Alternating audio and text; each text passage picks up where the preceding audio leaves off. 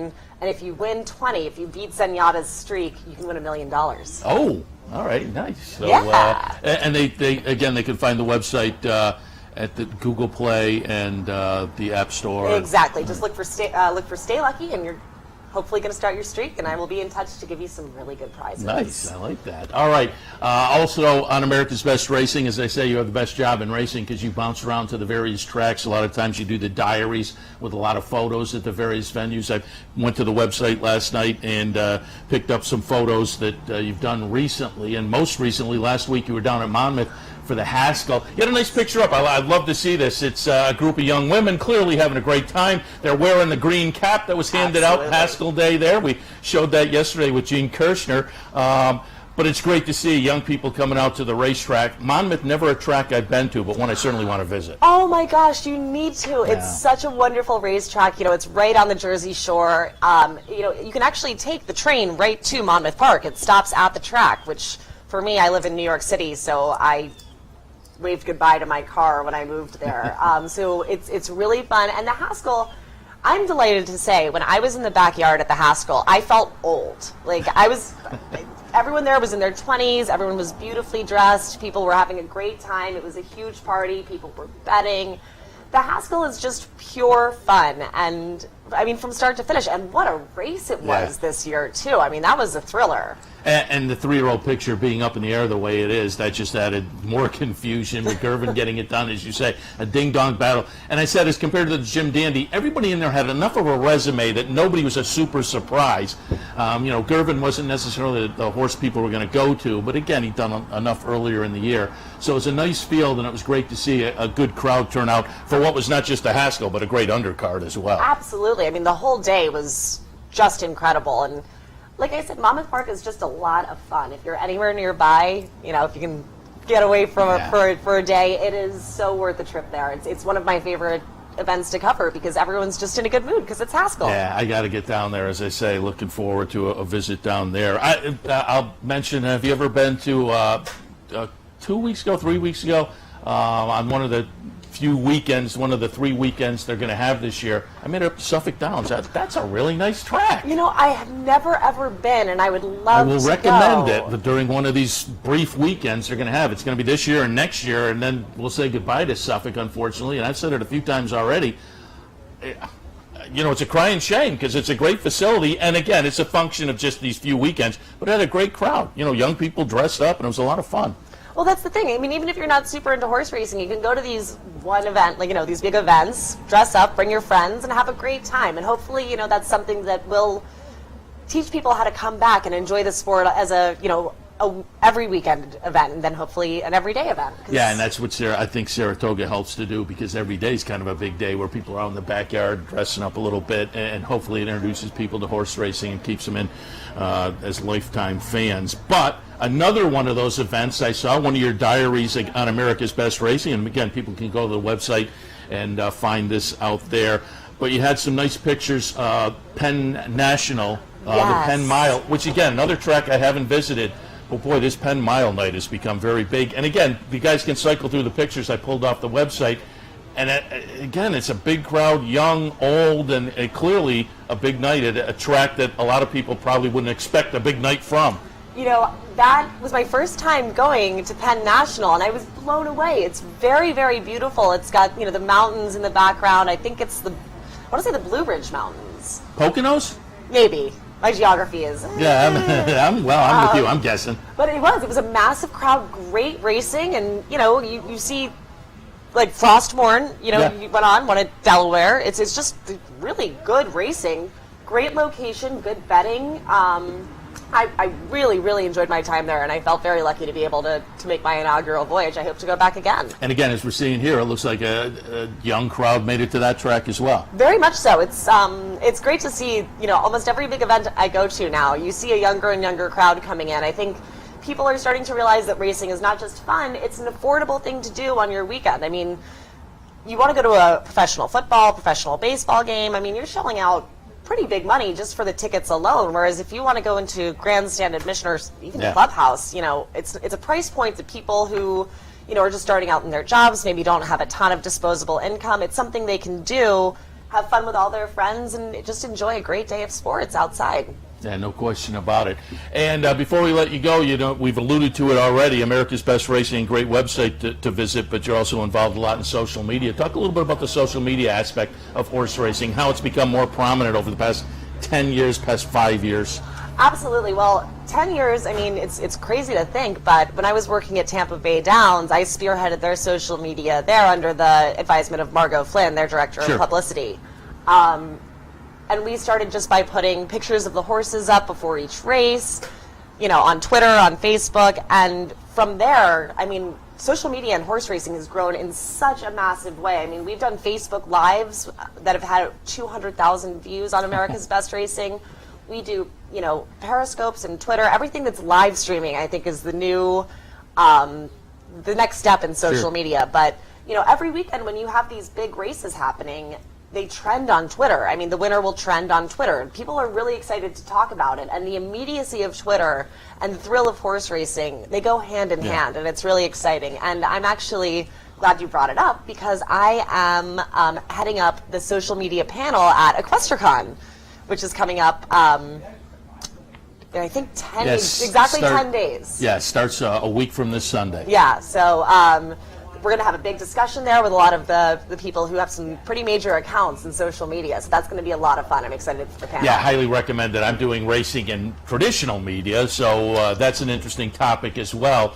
And they all kind of meld together, but folks can go to the panels and part of the point I'm going to make on the traditional panel is I hope the audience takes in what we're saying and maybe tosses out some ideas on how we can start to engage some of these people that maybe we don't reach anymore with traditional media, but now we do reach with social media or through the internet, which I think has now made racing much more accessible. When I was a kid 30 years ago, 40 years ago, if you lived in Saratoga or Louisville, you became a horse racing fan. If you lived in Butte, Montana, you didn't get the daily racing forum at your local 7-Eleven. So it's changed the game for the better, but we still have to find out how to engage these people. Absolutely, and to that point, actually, we were doing just a little giveaway on Facebook Live the other day, and it was a bottle opener that America's Best Racing has that plays the call to the post when it opens the bottle. It's really cool. But one of the people that we gave a bottle opener to was from Hawaii, which of course is not a big racing state. Yeah. So that was really, really cool, and it's great to see how social media can bring in new people and give them access. Like I can take our entire Facebook audience to the backstretch here and have them see what happens, where I think, before you had to wait for planned programming around that. But I also think, to your point, social media can very much help spread traditional media just through dissemination of information, callbacks to websites, and it's important too that people follow traditional media through social media for making sure that they're getting verified accounts of what's happening around them. Absolutely. And your Twitter handle? Well, the company Twitter handle is @ABR Live. My personal one is Penelope P. Miller. And you got the cameras, so I'm sure there'll be a lot of tweets and Facebook and diary coming up on ABR? Absolutely, on Whitney Day. It's going to be fantastic. I'm so excited. It's going to be a great race. So look for that on America's Best Racing, the website, highly recommended. What the promotional arm of the Jockey Club, essentially, yes? Essentially, yes. We're their new fan development arm. So we're just trying to bring some new people into the greatest sport in the world. And you do a great job. As I say, Penelope, one of our favorite guests. We have her by phone, but always like to have her live when she's here in Saratoga. Thanks for the visit. Thank you so much for having me on. All right, we'll head to a break. When we come back, Pat Kelly, a little bit later on, Lynn LaRocca. Towards the end of the program, Gary Contessa with an entrant in the Whitney tomorrow. All of that right after this. Stay tuned.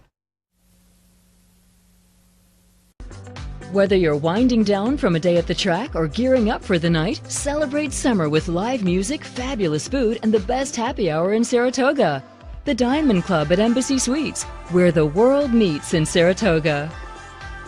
Not at the track and not near a computer? No problem. Wager with Capital OTB's touch-tone wagering system and you'll never get shut out again. Capital OTB's touch-tone wagering system is quick, simple to use, and guarantees your wagers are accurate and placed on time. For more information, visit CapitalOTB.com or call Capital OTB's customer service hotline at 800-292-BETS. Capital OTB's touch-tone wagering system. Never get shut out again. Don't miss the 2017 Thorough Fan Annual Awards Brunch with special guest speaker Donna Barton Brothers. This annual event is Saturday, August 12th at the Embassy Suites in Saratoga Springs, New York. Go to thoroughfan.com for tickets and information. Coming right back, the American, the European, and it is theatrical in front. Trempolino driving hard, pull out as he trying to get him, and here is the winner, and theatrical has won it. Absolutely spectacular. Hey, race fans, head down to the all-new Clubhouse Racebook and get in the game. With live horse racing on more than 250 flat-screen TVs, state-of-the-art wagering terminals, fantastic food and drinks, an amazing Vegas-style atmosphere with seating for nearly 900 of your closest friends. Conveniently located at 711 Central Avenue, right off Exit 5 of I-90 in Albany, the Clubhouse Racebook is the better choice. Going on now at Capital OTB. It's Bet 100, get 100. Simply open a new Capital Bets account. Bet $100 and get $100 cash back. That's free money just in time for Saratoga. Bet 100, get 100. Now at Capital OTB. Relax with a signature cocktail or one of our world-class wine selections while enjoying indoor or outdoor dining for lunch and dinner. The Diamond Club at the Embassy Suites, winner of the 2016 and 2017 Wine Spectator Award of Excellence. This is Racing Across America with Seth Merrow.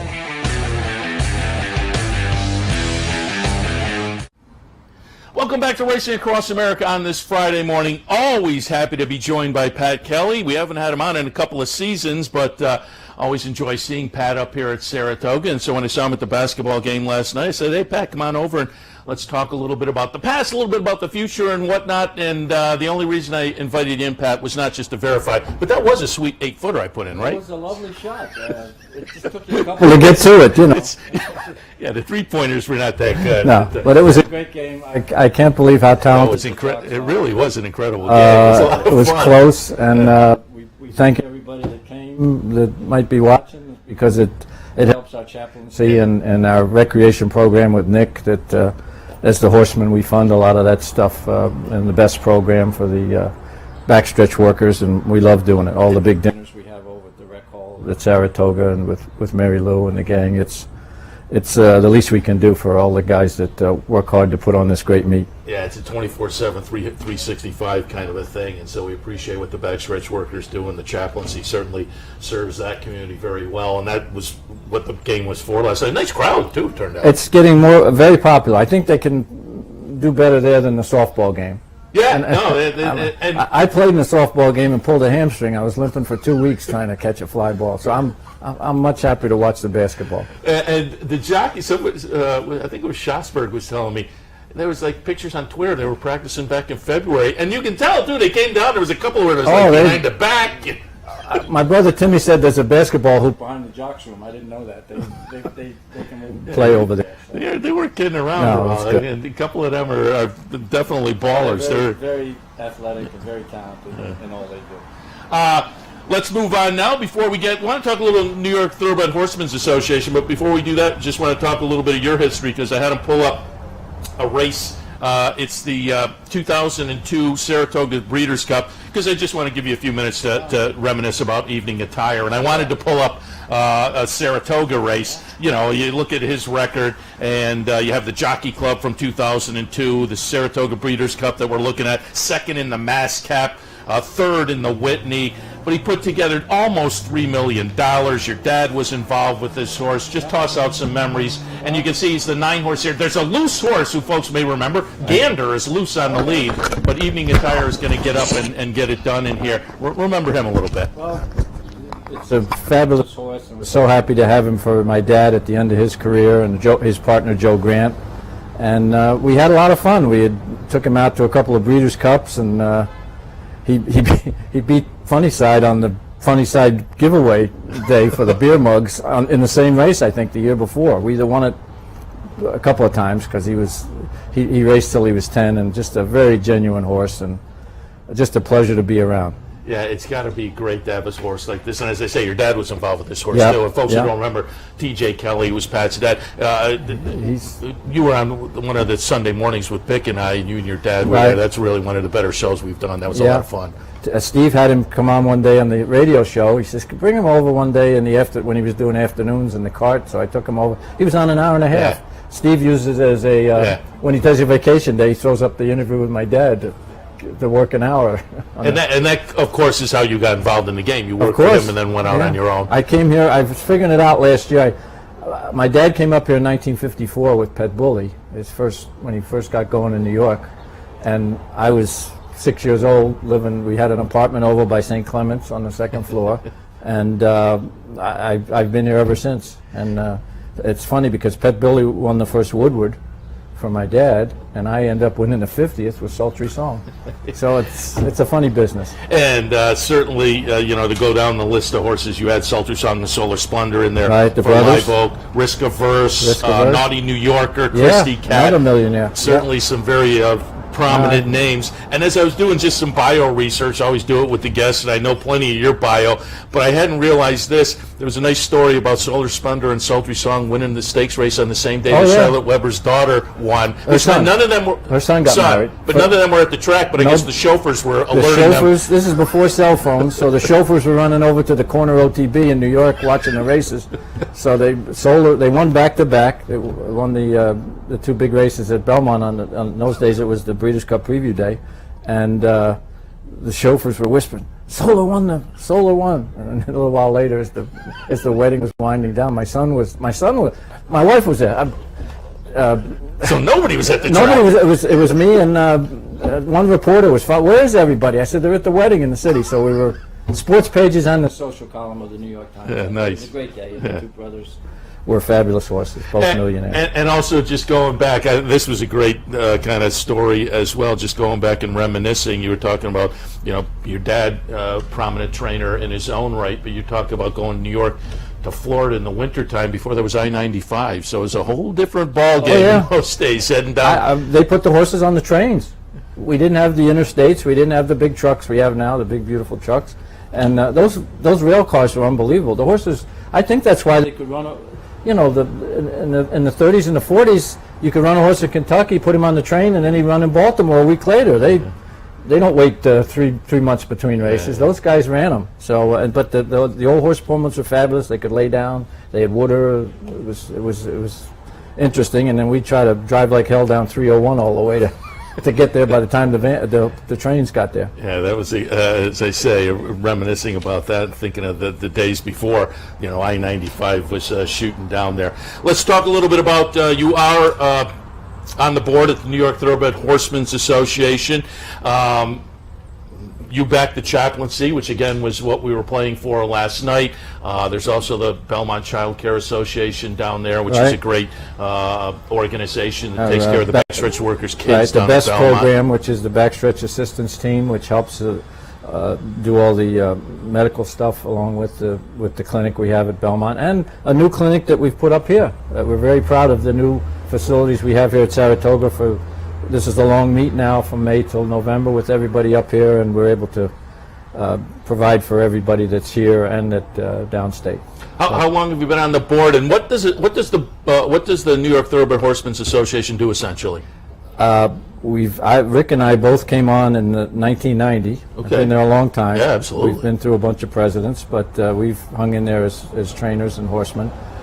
We provide all those services. Our main thing is benevolence. We have almost $200,000 in scholarships this year for employees' children. We've already had 2 people, and I think our 3rd person is now in a veterinary program. Tara O'Brien was our last one, and we've got another young lady hopefully be a vet. We've had a lady become a pilot. She flies for a big airline and came out of the backstretch program. So we're very happy to do that. It's the largest part of our what we do every year to take care of the people on the backside that help everybody. And I know you're a supporter of the backside people, as I'm sure all trainers are, but for the fans, you guys are kind of the face of the game, but they're out there 24/7, 365, and so it's important to kind of support them and give them a lift whenever Exactly. possible. It's a long meet here, 6 days a week. Many, 10, 11 race cards. They're up early. We get the morning stuff done, and there's not a big break. And then it's, the last race is 6:37. It takes an hour to put them away after the race. So they're long days, but they're so dedicated, and it's the least we can do to help them for helping us.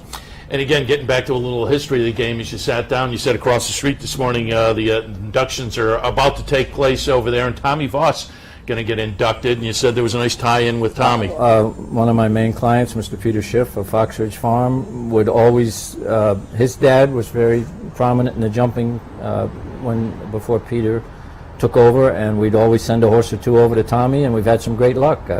We had a horseman that I'm pretty sure it was the Turf Riders jump, offer you can't refuse, who I couldn't win a race on the flat with him, but he was a hell of a jumper, and Tom brought out the best in him. So Tom was a great guy. I know they like to call him grumpy, but he really wasn't grumpy. He's just very dedicated, and it was a sad day when we learned that he had passed. And talk a little bit about, you've been coming to Saratoga for a while. You remember the 24-day meet, so do I. Just talk about the changes and just how important Saratoga is to New York racing. Well, if we didn't have Saratoga, we probably all wouldn't be here the rest of the year, because we all point for it. It's the best meet business-wise that NYRA does. It pays for itself and the amount of handle it generates for the large purses, which is very good and helps us. We can't just load up and come up here for a month and a half. It's a long process to have a horse ready to go. So it's something to point for every year, like our Super Bowl or whatever, World Series. And we love coming up here. As I say, I've been coming since '54. One of my first jobs was pumping the water buckets. There was no water in the barns. Everybody had a pump in front of their barn, the beautiful spring water. And as a young guy, the guys that line up the buckets, and I'd pump water all morning long to keep the buckets filled up. And the hot water for the baths was a big barrel with a propane gas thing underneath it, so I had to keep that going, full of water, so we could give the baths.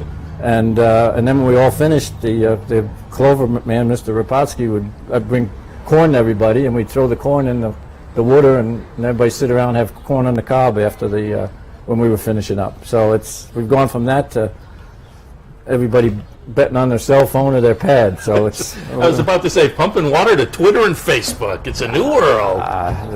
It was beautiful. I had a metal cup, and I'd be drinking it, and maybe that's why I'm still around. I don't know. It was great stuff. They always tout the water up here, and certainly that's what the place was founded on, but it is different now than it was then where you had to pump it. The town has just exploded, and it's great to see it. And I actually did an interview with Bob Ewalt recently about that, just those things. Oh, he said he did the houses out on Fifth Avenue behind the track. Right. Yeah. Just that's the whole story of how at one time Saratoga wasn't doing that good. Yeah.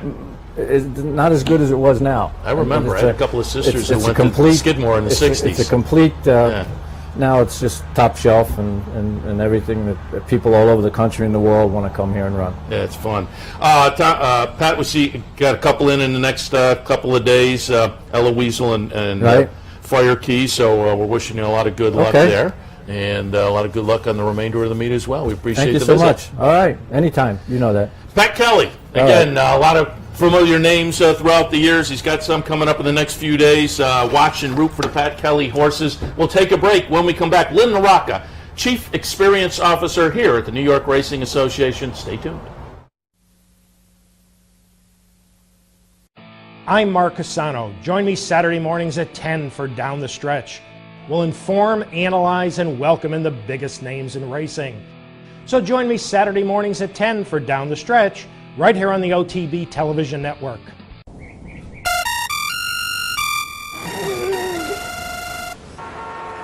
Come on.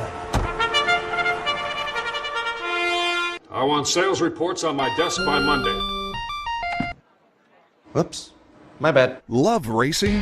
RTN brings you every live simulcast on your home television, plus live video streaming and race replays on your PC and mobile devices. To order, visit rtn.tv.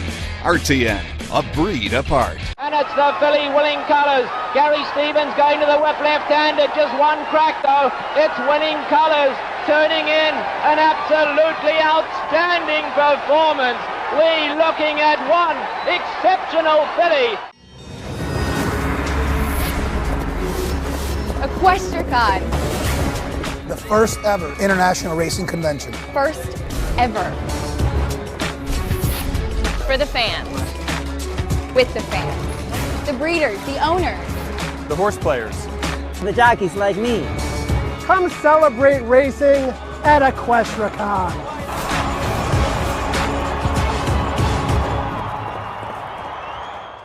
No matter where in the world you are, the excitement of wagering on horse racing is just a click away. Bet any place, anytime at CapitalOTBBet.com. And be sure to download our new mobile app from the iTunes Store or Google Play.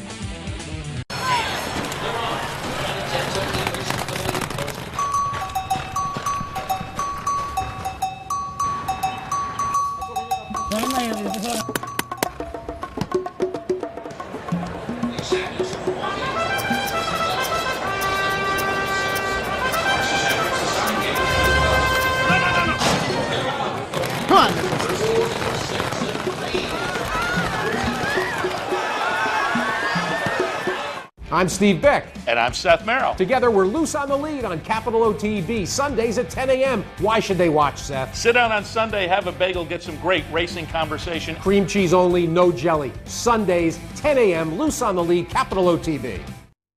4 years. My mic just came off. We are going to come back here on Racing Across America on this Friday morning and be joined momentarily by Lynn LaRocca, the Chief Experience Officer here at the New York Racing Association, but I'm making sure her mic, it looks like her mic is set and ready to go. Lynn, happy to have you join us here this morning. Thank you. Happy to be here. And give us a little idea, what's the purview of the Chief Experience Officer? Trying to make sure that everybody has the best experience possible from the moment they step onto the track until the moment they leave. So. And I pulled up some shots the guys can run through them. The 4-Star Day bar, the sports bar seems to be very popular. Yeah, it's very popular. The backyard with the picnic tables, the new playground. It seems like there are a number of things that have been added and upgraded if they've been around for a while that all play into the experience of the fans. Yes, absolutely. So what we try to do is make sure that we look at, we know that we have all sorts of fans, right? So I'm very fond of saying we want to make that experience personally relevant to you. So whether you want to sit in the 4-Star Dave, which we just redid about 2 years ago to much fanfare, we get a full house there every weekend, or you want to sit in the backyard at a picnic table, you know, there's something for everybody here. Over this past year, we actually invested a lot of time and energy into upgrading the children's playground because we realized that we need to be fostering a new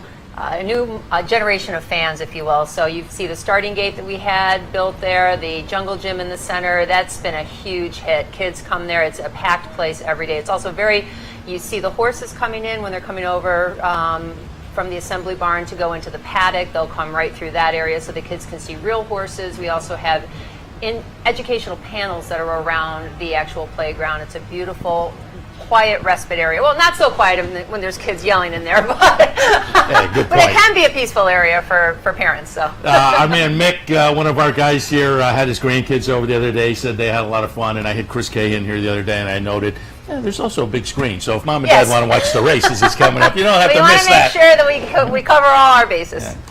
But a great addition out there. I'll also give you a chance to tout because I know this is something you've been pushing, and it adds to the experience, the new app, the XP app. Oh, yeah, the NYRA XP app that launched this year. You Uber can do and food. And pretty much everything on that app right now. The ordering food and going to an express line, especially at Shake Shack, will come out within the next week, and I know that will be big. Yeah. But other than that, you can order your tickets, you can pin your car, you can find your seat, you can watch the races through the HD Now app, you can also bet. So everything's linked together through the NYRA XP app. We're very proud of it. Now you've intrigued me. What's pin your car?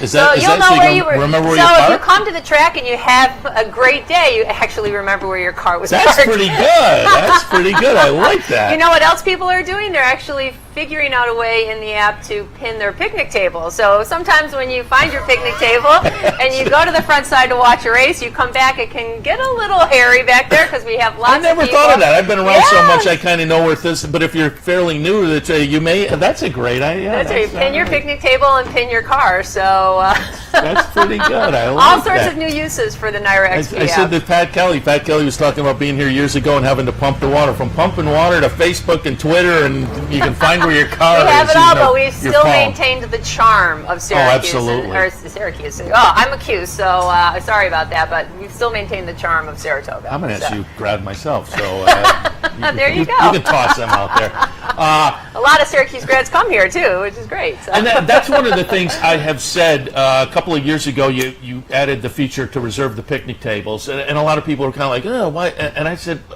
but that's a great idea for somebody who lives out in Syracuse, yes. and if they wanted to come to the track and get a picnic table before, they'd have to wake up at 5 or 6 in the right. morning and get here at 9 in the morning. Now you reserve a picnic table and you show up at noon and you're exactly ready to go. What it's for. So there are we definitely know there's 900 free picnic tables throughout this facility. So there's plenty of picnic tables, but we know how popular they are, and there's a very, very small subset of picnic tables that are available for people to reserve in advance just for that reason. Yeah. We know that people don't want to get here at 7 o'clock in the morning, especially on a Whitney day. So and if you're from Saratoga, Syracuse or Massachusetts or something, it's a 2-hour drive. It's a whole different ballgame. And we know that we're bringing a lot of people in from Massachusetts and Syracuse and Buffalo. I'm hearing a lot of people that are traveling in for the day, and some they come in for the day, they spend the night, because there's a great town of Saratoga that you can get used to as well. And let's also talk about the tie-in. You've done a great job tying in Saratoga with the season pass and the perks that are involved. Right, we have the season perks program that is affiliated with anybody who buys a general admission season pass or you buy a season seat here. So we give you a season perks program. There's well over 50 establishments in the Saratoga and surrounding capital region that are a part of that program.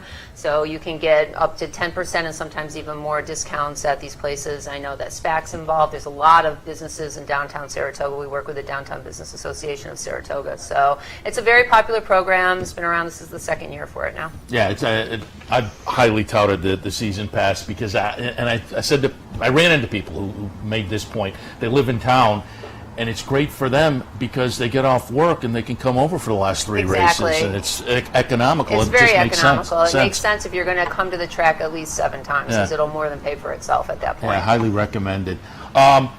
Fill us in on your organization. When do you guys start to get to work on Saratoga and planning the 6 days a week and the events and the upgrades and whatnot? I don't think we ever stop planning. Yeah. So I use the analogy of when you talk to when Joe Girardi won the World Series in 2009 after they had their parade of champions in New York City. He said to everybody, "We're already 8 days behind planning. Everybody else has gotten an 8-day head start on us for next year." So it's the same thing. We're always planning. So even what we're here, we're planning tomorrow, we're planning next week, we're planning, next year. And because we'll do things, and we get some things a little askew. So we'll look and say, next year when we do this, we want to try in A, B, or C. So planning all year long, but we have 2 other tracks that we also plan for as well, with Aqueduct and Belmont. So we're always in a planning mode, always trying to figure out how we can do something bigger and better at all of the tracks. But Saratoga obviously is special because it gains worldwide attention. And from a business perspective, you alluded to it already, it's intriguing and something of a challenge because you have a customer base, particularly up here, that is so widespread, from very casual fans to obviously at Saratoga, the hardcore player, and you have to have something for all of them. You have to have something for everybody. You want to make that experience personally relevant to them. So, it's a big job to make sure that there are things that are going to adhere or that the hardcore horse player is going to really love, down to the casual fan that may only come 5 or 6 times, that they want certain things here. So, those are the pieces about the technology that we bring into place with the app, pinning your car, ordering your food, making sure that we have the right food and beverages on track for everybody, making sure that the season pass is there with a perks program. We know how big of a tourist destination this is for people, and we want to make sure that we're here for for a long time to come. Yeah, I always say to people, I still run into people that say, of course, I'm so hardcore. If, there are days where I have to go downtown and leave coats at the dry cleaner or something, and Right. it'll be a beautiful day, and I'll be driving out, and people will be walking in. I'm thinking, why aren't these people at the track? It's a great day. That's how hardcore I am. But there are still people you run into, and I've never been there. And I say, you don't have to be a racing fan to come to Saratoga. You got the music down at the bottom of the escalator most every day, and just people watching, pick a couple numbers and play. And I always say, then if they cash a couple of tickets, we've pulled them in. That's what I tell people. I've heard a lot of anecdotal stories over the course of the last year that people say they're hearing more and more from people that are not necessarily hardcore horse players, but people that are saying, I hear about Saratoga, I hear it's a great place to be, I want to be there. It's become this bucket list destination for a lot of people. And I say come because, who better to learn the races from than a hardcore race fan? So they're never at a loss to give you a tip. So you can go anywhere, whether it's in the backyard in the grandstand, or you can stand underneath the grandstand and watch the race go off. It's maybe only 50 feet away from you, but there are a ton of people watching it on a television, and everybody will be able to give you a tip. Everybody will tell you one thing or another. It's actually, it's really fun. You make a great point that you guys do a great job with the May I Help You stands and folks that are employees of the track. But also, if you're new, the guy next to you if you ask an opinion, he's probably the best person to ask. Typically, everybody's pretty friendly and willing to offer an opinion. So they certainly are. And before we let you go, just talk. When I had Chris Kay and I asked him, and I'll ask you for you and your department. You said it already. It's a bucket list because it's really one of the premier racing and sporting venues, not just in the country and in the world. Mm-hmm. So it's a 6 day a week, and it's long days for you and your staff, I'm sure. But boy, when you're playing on the big stage, it just has to be gratifying when you kind of make connection and knock it out of the park, and you guys do on a pretty regular basis. Yeah, thank you. I think that no one here, that's not lost on anybody that works at the New York Racing Association. We take a lot of pride in the fact that we are here as the stewards of the Saratoga Racecourse for however long we are, and it is, we revere it, we deal with it with respect and integrity, and we're going to make changes, but we're going to make the right changes that will appeal to the widest variety of fans. We want people to be here. We want it to be here, obviously, in Saratoga for the rest of the time to come, if you will. And so it's really, we understand how critical that is, that we make the right decisions as we move forward, and we bring the right kinds of experiences to all the fans. Well, so far so good. Plenty of smiles I've been seeing over there. Lots of good racing still to come. Good events. Jockey Legends, one of the events come up. That's going to be Sunday, that's always people fun. Here. It's always fun. Ramon Dominguez, Richard Migliori, Angel Cordero Jr. There's about 12, 15 of them coming. One of just many events scheduled, and as I say, upgrades to the facility that also make the day very, very pleasant. You and your team doing a great job. Lynn LaRocca, the Chief Experience Officer here at the New York Racing Association. Appreciate the visit. Thank you. Thanks so much. All right, we'll take a break. When we come back, Gary Contessa is in the house. I saw him out in the green room. I say it all the time. It's green because it's grass, but it is the green room. Gary Contessa joins us right after this. Stay tuned. With Saratoga's best outdoor patio, a spacious bar, and plenty of off-street parking, it's the perfect place to meet friends and relax after an exciting day at the track. The Diamond Club at Embassy Suites, where the world meets in Saratoga. Hey race fans, head down to the all-new Clubhouse Racebook. With live horse racing on more than 250 flat-screen TVs, state-of-the-art wagering terminals, and amazing Vegas-style atmosphere. The Clubhouse Racebook, 711 Central Avenue, Albany. A day at the track isn't complete without a night at the Horseshoe. Great food, hot music, and cold drinks. So why go downtown when all the action's just across from the track? The Horseshoe Inn at the corner of Nelson and Gridley. Now it's a global series. The best racers from all over the world, the best trainers, the best jockeys. You can get a free entry into the Breeders' Cup, and everybody wants to run in a Breeders' Cup race. You get your travel expenses paid for the Breeders' Cup. Automatic berth takes a lot of pressure off. If we're considering two different races, and one was a win and you're in and one was not, that would be the tiebreaker. It's probably the best thing that's happened to racing in the last 10 years. Breeders' Cup Challenge, win, and you're in. Going on now at Capital OTB. It's Bet 100, get 100. Simply open a new Capital Bets account. Bet $100 and get $100 cash back. That's free money just in time for Saratoga. Bet 100, get 100 now at Capital OTB. For 4 generations and looking forward to a 5th, Bruce Cerrone and his family have continued the 95-year tradition of delighting their local following and faithful summer crowd with the finest authentic Italian recipes. Classic Italian dishes made with the freshest ingredients and served in a home-like setting where everyone is welcome. Some things have changed in the last 95 years, but not Pinnell's commitment to the finest in Italian cuisine. Pinnell's Italian Restaurant, a Saratoga tradition since 1922. 284 Jefferson Street, just minutes from the track. Don't miss the 2017 Thorough Fan Annual Awards Brunch with special guest speaker Donna Barton Brothers. This annual event is Saturday, August 12th at the Embassy Suites in Saratoga Springs, New York. Go to thoroughfan.com for tickets and information. No matter what you're craving or when you crave it, we've got plenty of options for you. Whether it's a hearty breakfast, light lunch, or relaxing dinner, our full-service restaurant and bar will satisfy your every taste. The Diamond Club at Embassy Suites, where the world meets in Saratoga. Yeah, these LEDs are... Oh, here we go. Oh, we're on. We are back with Racing Across America on this Friday morning. Happy to be joined now by Gary Contessa. Good morning, Gary. Good morning. Happy to be here. We're going to talk a little racing, a little history, a little future, and beyond. And why don't we start right out getting on the entrant in tomorrow's Whitney 2 Brutus.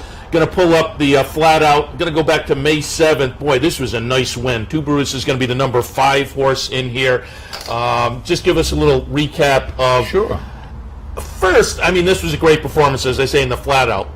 But this is a horse that came up from South America. As a handicapper, I've said it before. When they come from Europe or the turf sprinters from Australia, like Power Alert, I can kind of latch onto them. The South American horses, I'm always kind of wait-and-see attitude. But this guy came up here and has really fired since arriving up here. Did you know you had something special right off the bat? Well, I thought I had something special, but like you just said, sometimes, we don't know. Is he a flash in the pan? Can he handle the United States horses? I mean, pretty much, if you look at the horses he ran against in Chile, they weren't that good. Yeah, don't know the class. I loved his body language. He won clockwise, he won counterclockwise, he won greatest stakes turf and dirt. But I loved his body language. Just a horse that digs in. He's very determined. So I liked him, and he was worth taking a chance on. Came up here, and just prior to that race, that was his second start up here. The first start was in the Excelsior. You had to have mixed emotions, because he comes up, and as you say, you're not quite sure. You think you have something. He runs huge. A 118 buyer and loses by half a length. You had Unbelievable. And I lost so much training with him. I mean, I entered him at Gulfstream. Yeah. I entered him at Gulfstream March 15th. The race doesn't go. Laurel on March 23rd. We get snowed out. Take him back to Aqueduct, and the Excelsior is my third choice. So Andy Serling calls me 11 o'clock that night. He says, how does it feel to run 118 buyer and run second? I'm like, you're kidding me. It's unbelievable. So follows up running the big race in the Excelsior, then last time out third in the Brooklyn. You were entered yesterday in the marathon race. I'm guessing it was just kind of economics. You got a chance to go for over $1 million tomorrow. Well, we were in the Birdstone. We were going to win the Birdstone. In my opinion, we were going to win the Birdstone. And as the week went on, I'm watching the Whitney materialize, and you're getting the horses dropping out. And anytime you get to run for $1 million against one really good horse in a very well-matched field, if you take Gunrunner out of there, that's a very well-matched $1 million race. So we need to beat one horse, and it's nice to come into this race, hope he has a bad day. And if my horse has a good day, he can run 118 buyer. So he belongs in this race. Yeah, he's going to be interesting. One of the handicappers that we work with in the morning, Anthony Mormino, always says, if there's just one obstacle you can take that shot against. Right. It's different if there's 2 or 3 you got to get by. But Gun Runner is the one everybody's shooting for tomorrow. If there were 4 Gun Runners in here, I would have won yesterday. And we saw a couple of weeks ago in Southern California, the one can get beaten. It sure can. It sure can. You got to be there to win. Yeah, got to be in it to win it. All right, also want to take a look, and we're going to go back and take a look back at July 13th. We're going to look at a maiden special. The winner here is going to be the number 4, Miss Mystique. But running second is number 7, Starlight Mission. Starlight Mission, this was the career debut. She's entered this afternoon in the 4th race. What are your thoughts on Starlight Mission in today's 4th? Well, you think she might have lost a little ground here, being on the outside like that. She, I really think that she ran a very good race. She ran a very professional race. She's getting to the winner here. A lot of room for improvement. Anybody that knows me knows that I do like to leave a little bit of horse on the table when they run their first start. This was a very professional effort, and if she can get a trip and maybe even save some ground having the 1 hole, she's got a very good chance to win. Yes. You don't know about the first-time starters. I mean, there is a very, very stellar pedigree with Kieran McLaughlin in this race. Yeah. Although it's Giants Causeway, you think they want to go a mile and an eighth, maybe grass. Hopefully I don't get out pedigreed in this race, but my filly ran very professional. Yeah, it's a fun race. I certainly put her in the mix today. You also have a couple of maiden specials coming up as we move forward, going to Sunday and Monday. Old Fashioned Style is in there. You have Delta House in there. What are you looking for going forward? Delta House is an Animal Kingdom filly. I love the name. We paid $300,000 for her. She's really a big, grand-looking filly. She's in that turf race more for the distance than she is. She's worked equally well on the turf and dirt over on the other side. I don't know which one's better, but I know she wants to go mile and a 16th. Yeah. She's a big, rangy filly who has trained very, very well. Hopefully it's the turf, but if not, when we get to 2 turns on the dirt, I think she can be a good filly. Old Fashioned Style? Old Fashioned Style is another filly. Totally disappointed me first time out. Didn't show up, but I took it to the turf course here at Saratoga, worked her 7 furlongs. She came home the last quarter in 23 and change. Really looked good on the grass. I'd really like to run her on the grass. And I should mention Mighty Zealous is a main track only coming up. And with the forecast, that's certainly a possibility. Definitely. And, you claim a horse for in that level, and you hope you got a sound one. And this horse ran for a nickel about 6 starts ago. It's like, wow. But the owner was game, and I was game, and he really is a big, good-looking, sound horse. He ran a 9 on the sheets the day we claimed him. He's got a big chance if this race comes off the turf tomorrow. And again, with the weather, keep your eyes. That may play into things there. Let's talk a little bit about, you mentioned sales and claiming. What is your, if you think you have one, what is your niche? Go into the sales, the claiming game, or you just looking at a little bit of everything? I can do it all because I came up under Frank Martin in the claiming game. I came up under Laz Barrera and Stanley Huff and Jimmy Pacou in the 2-year-old game. My niche is going to a 2-year-old sale, not paying $500,000 to buy a horse, getting a nice $50,000 horse and making it a good horse. My niche is finding a less expensive young horse and developing it into something special. And fill in people on the story, because this is a great story. Peace Rules. Right. That was one you turned around and made some money for your folks, and went on to have a great career outside. But you made a lot of money with the deal there. And I'll tell you how it happened. I went to the sale. I loved the way he worked. Went to see him, and he looked awful. His ribs were sticking out. His hair was this long. He had buck shins. I said, man, if he could work that well looking this bad, what do you think's going to happen if he looks good? And sure enough, I left him in Ocala. He put on all the weight. He got sound. Brought him up to Saratoga, and he ran his eyeballs out. And Bobby Frankel noticed, and he was happy to take him off my hands for a lot of money. Yeah, it was a 6-figure. And in those kind of situations, you wonder, does a guy like you and your owners, you sit back and go, oh, we could have had that. But then realistically, you guys made a lot of money, and you don't know what's going to happen tomorrow. Right. So it's a bird in the hand kind of thing, and everybody winds up happy on your side. One time I went back and looked at all the good horses I've sold over the years. Citrus Kid, Lovely Isle, Peace Rules. All these horses I bought for less than $50,000 that I sold for high 6 figures. And only one earned more than they paid for them, and that was Peace Rules. The other ones won stakes, made $180,000, $200,000, $300,000, but really, it's hard to make a lot of money with a horse because the key is keeping him sound. And I mean, a good horse, as well as a cheaper horse, can step in a hole, wrench an ankle, or chip a bone. So it's really hard to keep them sound. Yeah, as they say, bird in the hand is certainly, and you made plenty of money with that Peace Rules deal, and hats off. I thought that was a great story there. You alluded to it earlier. You came up with Frank Martin. Certainly guys of my age and and beyond. Remember, Frank is one of the premier trainers on the New York circuit. Remember your time with him? Yeah, it was an amazing time, you know. But when I went to work for him, I was just leaving Laz and Stanley Huff, and I thought I was ready to go on my own. And I spent like 2 months with him, and then that became 2 years, 3 years as his assistant. And when I did finally go on my own, I said, boy, what an advantage that I got to work for Frank Martin. Just an amazing horseman, and he made you a horseman, whether you liked it or not, because boy, it was do or die in that barn. The Viola Summer days, I'm assuming, right? Yeah. Oh yeah. And as bad as he screamed, he had a heart of gold. He was a great guy to work for.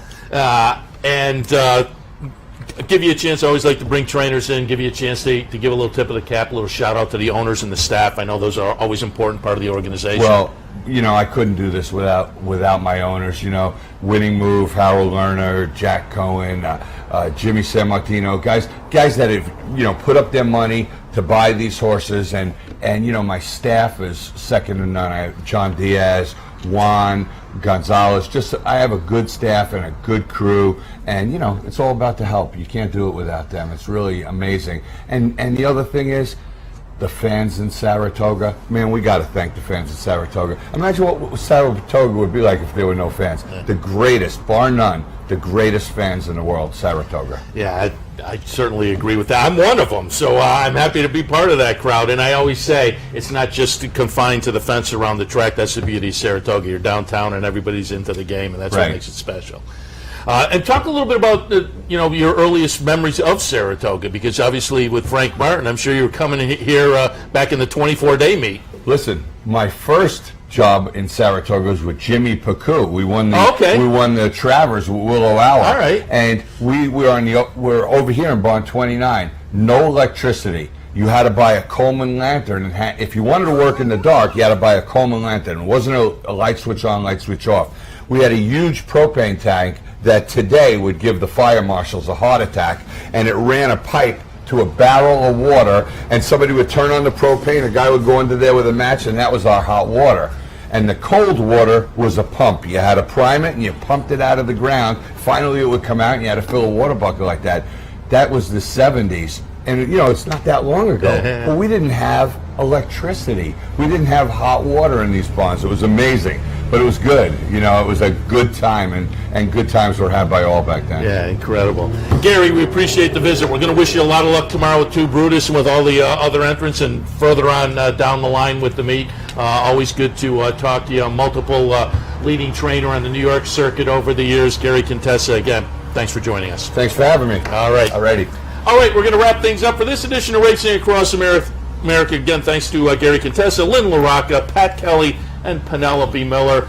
We will wrap things up for this Friday morning. Tomorrow, Handicappers Report at 9, Mark Casano at 10. Sunday morning, Handicappers at 9, Steve Bick and I at 10 o'clock with Luce on the lead. In the meantime, enjoy the races this afternoon. Let's all cash a few tickets. We'll see you again tomorrow morning, 9 o'clock for the Handicappers Report. You've been watching Racing Across America with Seth Merrow. Racing Across America has been brought to you by CapitalOTBBet.com, the premier online wagering site in New York State. CapitalOTBBet.com. Sign up today. Pannell's Restaurant, a Saratoga tradition since 1922. 284 Jefferson Street, Saratoga, just minutes from the track. Thoroughfan, giving the fan a voice. Find them at thoroughfan.com. Woodbine Racetrack. Pick, bet, and cheer on world-class horse racing north of the border. And the new Capital OTB mobile app. Wager anytime, any place, anywhere. Download it free from the iTunes Store or Google Play.